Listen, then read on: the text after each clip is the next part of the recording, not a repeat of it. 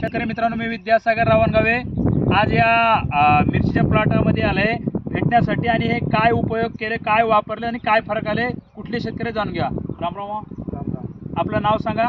पांडुरंग अशोकराव मुंडकर, गाव येळगी, जुक्कल, जिल्हा कामारे. बरं बरं. मला काय म्हणायचं, हे जे शिमला मिरचीची शेती केलात तर आपण हे मल्टीप्लायर जे वापरलात कशा पद्धतीने वापरलात त्याला? हे सुरुवातीला आपण याचं मल्टीप्लायरचं बीज आपल्या रोपाला प्रक्रिया करून घेतल्या. हां म्हणजे पाण्यामध्ये घालून हां ट्रे बुडून घेऊन लागवड केल्या.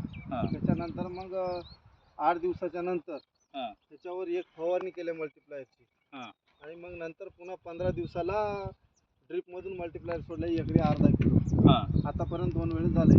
म्हणजे 1 किलो गेलेला आहे ड्रीप वाटे, एकरी अर्धा किलो 2 वेळेस सोडलं म्हणलं. 2 वेळेस. म्हणजे 1 किलो झाला. मग काय फरक जाणवते आपल्याला सोडल्यामुळे?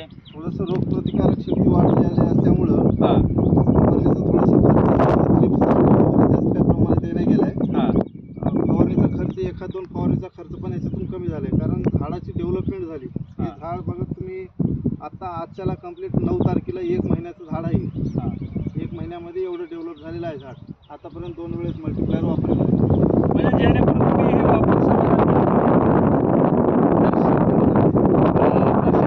पाहू शकता या ठिकाणी हे जे मिरचीचे जे फुटवा आहे ते कशा प्रकारे झालेलं आहे आणि याची जे फुलाची संख्या आहे, किती फुलं संख्या येत आहे, फुटवा पाहू शकता. आम्ही म्हणतो की पानाची साईज वाढलेली आहे, पानं जास्ती फुटवे झालेले आहेत, पानामध्ये जाडी आल्यामुळे रोगाचं प्रमाण काय कमी येतो, थ्रिप्सचं प्रमाण कमी येतो आणि फुटवा जास्ती मिळाल्यामुळे जास्ती आल्यामुळे हे जे वरून जे वातावरण आहे त्याचे काय ऊन संरक्षण किंवा इतर जे वातावरण नायट्रोजन आहे त्याला मिळतोय जास्ती, म्हणून आणि तो फुटवा जास्ती होतो.